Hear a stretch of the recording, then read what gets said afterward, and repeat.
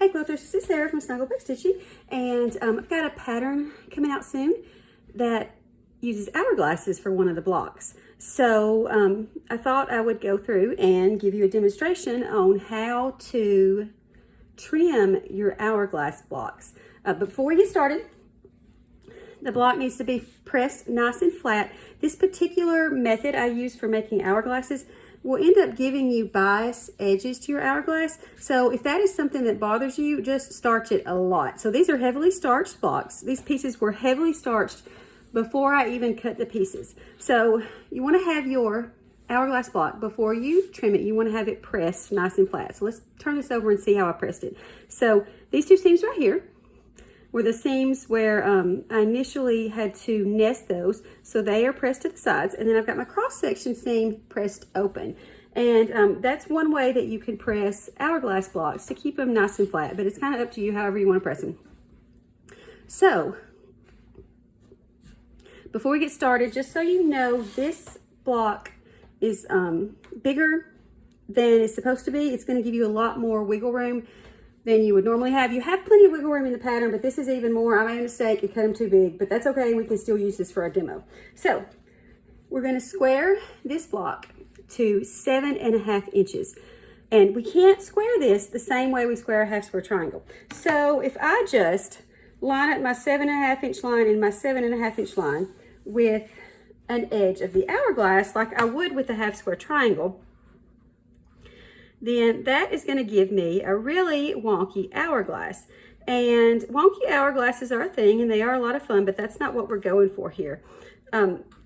We actually will be making wonky hourglasses in this pattern, but we want them to be able to match up. And if you trim them this way, they won't match up. So we're going to trim this to 7.5 inches, and what we're going to do is we're going to divide 7.5 by 2. So that's going to give us 3.75.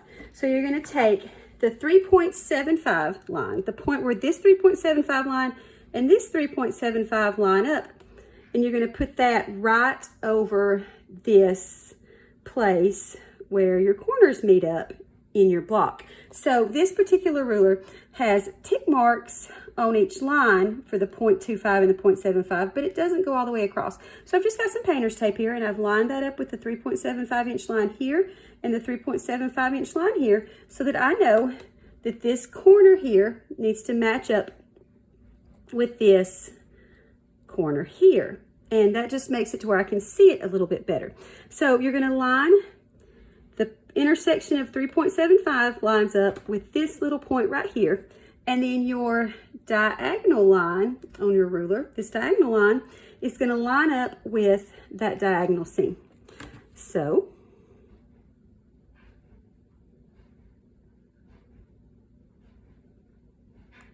okay. So once you do that, once you get all that lined up, you're going to trim to the sides and the top.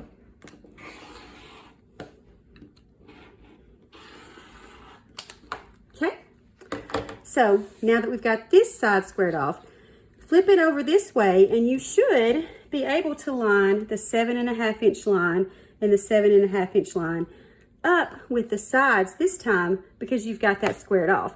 And a good test is check when you get those 7.5 inch lines lined up with the squares, are your 3.75 inch lines lined up with that point where the hourglass blocks meet up, and is your diagonal line lined up with the seam? And mine is, so we're going to go ahead and trim that. Yep. Sorry, guys. And hold better pressure than I am. All right. So now we've got our block all squared up and ready for what we're going to do with these next.